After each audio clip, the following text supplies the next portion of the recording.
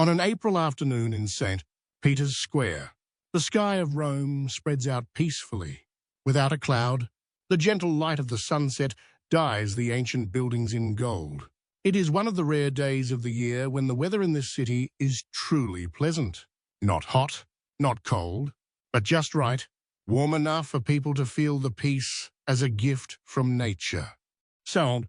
Peter's Square, with its polished paving stones over time, is always a bustling place for believers from all over the world.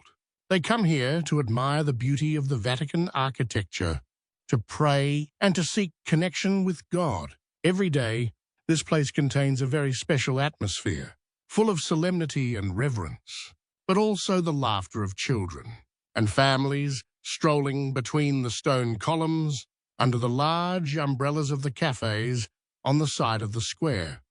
Today, Pope Francis, the head of the Catholic Church, was also present. He appeared in a simple white cassock, without any extravagance, only simplicity and humility radiating from every step he took.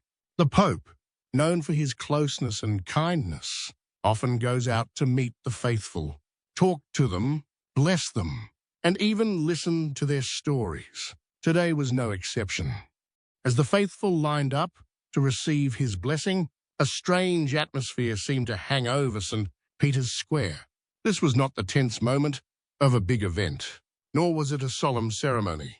This was a truly ordinary moment, but it brought a warm feeling as if the whole square was breathing as one. Pope Francis stood by the fence, greeting those in line and blessing them. His gaze was always gentle, always looking at each face in the crowd with sincere concern, as if he were looking into the soul of each person, not just their appearance. One by one, he received small gifts, blessings, and prayers from the faithful. They all felt honored to meet him and knew that no matter how difficult their lives were, the Pope was always there, close and ready to share. Everything was going on very normally, but in the Pope's heart, there was a strange serenity. He had spent his whole life serving God and caring for lost souls. But at this moment, he felt a sense of peace in this moment when he saw the radiant faces of the faithful and heard the happy laughter of children playing at the foot of the stone column. The Pope smiled when a child ran past him, clutching a small flower in his hand, singing joyful songs. A truly simple moment, but one that contained all the beauty of life. At that moment, he saw a little boy sitting in a wheelchair, smiling at him. The boy held in his hand a small handmade card, on which were good wishes for the Pope. The Pope bent down, receiving the gift with a warm and friendly look. He placed his hand on the boy's shoulder, speaking gentle words of comfort and encouragement.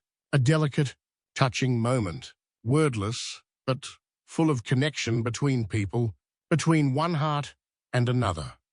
The atmosphere in the square seemed to pass peacefully as the crowd began to disperse. The Pope, as usual, walked towards the fence surrounding the area where many people had not yet seen him. The Vatican guards stood around him, their eyes always sharp, observing and ensuring security, but today they also felt the calm, the reverence that permeated the space. There was no threat, no commotion, just the peace of an ordinary day. As the Pope approached the end of the square, where a few olive trees grew close together, another sound suddenly rang out. It was very small, but it caught his attention. It was a faint, almost urgent moan, as if someone was calling for help in silence. He stopped and tilted his head to listen, trying to distinguish the sound from the bustle of the square. "I must have misheard," he said to himself, but he could not shake off the strange feeling in his heart. The Pope slowly walked towards the source of the sound. A few steps were calm, but in his heart there was a gentle curiosity. He passed the guardrail, past a few stone pillars, and headed towards the hidden corner where the old olive trees stood upright. That small sound, like a call from the invisible seemed to lead him here. As he got closer, he realized that the sound was not that of a person, but that of an animal, a kitten. The Pope stopped for a moment, filled with anxiety and a sense of insecurity. The kitten was in a hidden corner, nestled under the olive leaves, its fur disheveled, its eyes wide with fear, and its body thin, as if it were in a dangerous situation. The Pope gently knelt down, his eyes meeting the frightened eyes of the cat. "Do not be afraid, my dear," he whispered, his voice warm and comforting. The cat still trembled, but did not retreat. He held out his hand, gently, without haste, nothing to frighten it further. After a moment of hesitation, the cat slowly stepped closer to the Pope's hand, and as it touched it, it seemed to sense the peace in his action. The Pope gently picked up the kitten, feeling the lightness of its small, frail body in his hand.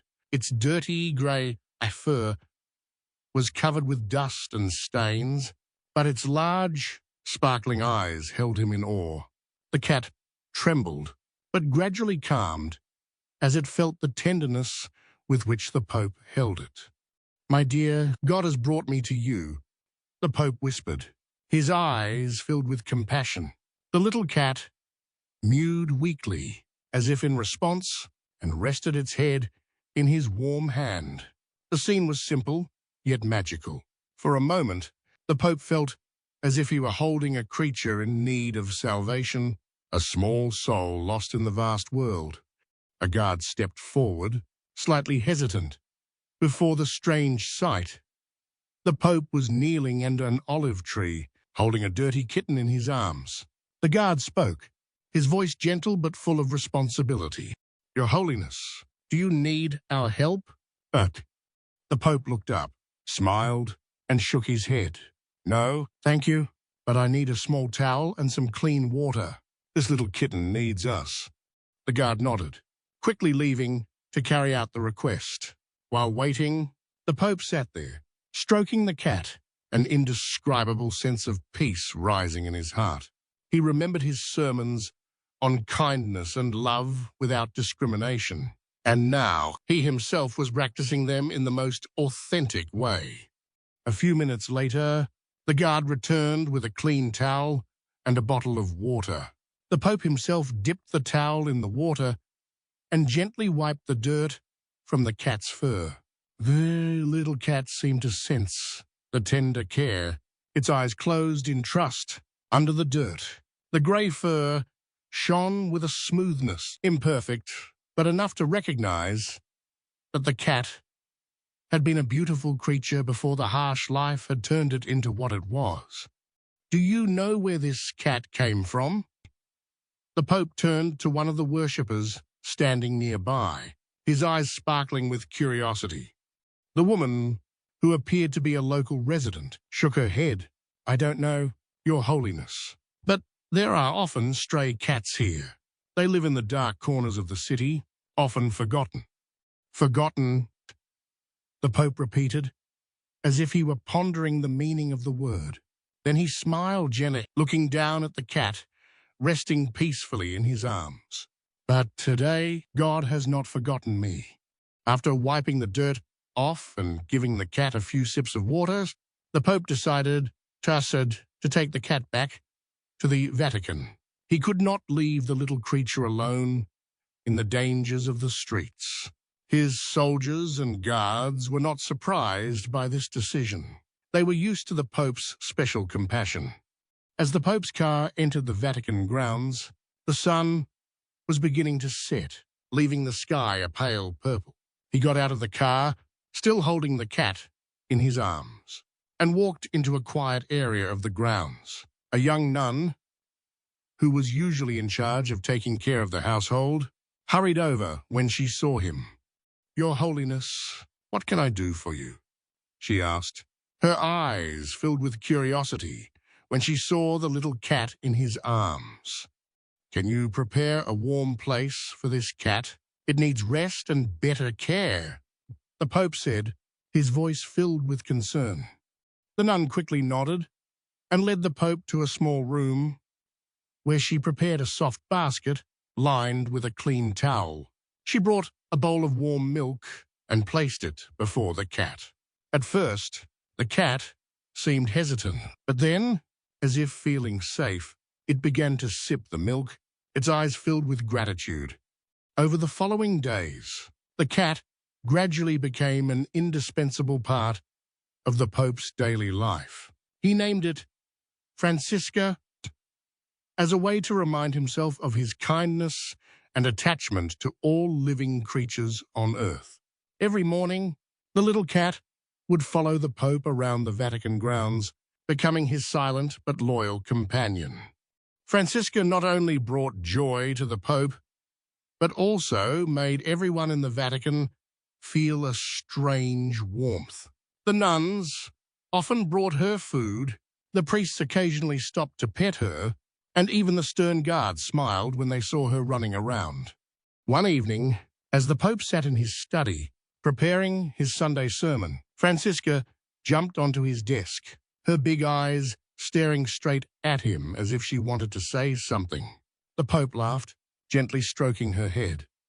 "You know, Francisca, God has taught me that every human being has value. You are living proof of that. You are not just a stray cat. You are a gift from God to remind me of my kindness and responsibility." But Francisca gave a small squeal as if agreeing with him. The Pope continued his work, but in his heart, the fire of gratitude and love still burned. He understood that sometimes the greatest lessons come from the smallest and simplest things. The next day, the cat's health had improved significantly. That afternoon, as the last rays of the sun shone goldenly on the Vatican gardens, Francisca suddenly ran toward the garden gate, as if prompted by an invisible urge. The Pope did not understand what was happening, but decided to follow the cat. Francisca led him through the tree-lined paths, through the lush green lawns, and into a deserted area. That was where he had first found Francisca. Here, Francisca stopped in front of a pile of scrap metal, a dark and trashy space. He knelt down, confused and curious. Francisca cried out earnestly, her eyes sparkling as if she wanted to show him something. The Pope carefully moved the scrap metal, and immediately he discovered 3 tiny kittens, curled up in a dark, cold corner. They had no mother by their side, and their fragile bodies seemed very vulnerable. Despite their weakness, the 3 kittens struggled, seeking warmth and care. "Are they your children, Francisca?" the Pope whispered, his heart filled with emotion and sorrow. Francisca stood next to him, her eyes looking at the 3 kittens, then back at him as if pleading for his help. The Pope's heart was filled with compassion and love. He could not let these little creatures be abandoned. He gently picked up each kitten, feeling their weakness and pity. "Don't worry, you will not suffer anymore," he said to himself, and then hugged all 3 kittens to his chest. With the help of Francisca, he brought the 3 kittens to the Vatican. The Pope spent all his time taking care of them, from feeding them and warming them to monitoring their daily development. Francisca, even though she was the mother of the 3 kittens, was always by his side, happy to see her children being well cared for. In the following days, the 3 kittens gradually recovered. They began to open their eyes, run, and play in the Vatican gardens, bringing joy to everyone. Francisca was no longer worried because he had helped her family so thoughtfully. Francisca is now not only a rescued stray cat, but also a symbol of kindness and protection. The story of the Pope, Francisca, and the 3 kittens has spread far and wide, from monks to tourists, and has become a model of love without borders. The Pope is not only a religious leader, but also a model of caring for all living beings, no matter how small or weak they are. Francisca, along with her 3 kittens, have become an indispensable part of the stories of kindness and unconditional love that the Pope always conveys. His love for all living beings, from humans to animals, has left a deep mark in the hearts of people, reminding them that love and kindness are precious values that need to be nurtured and protected.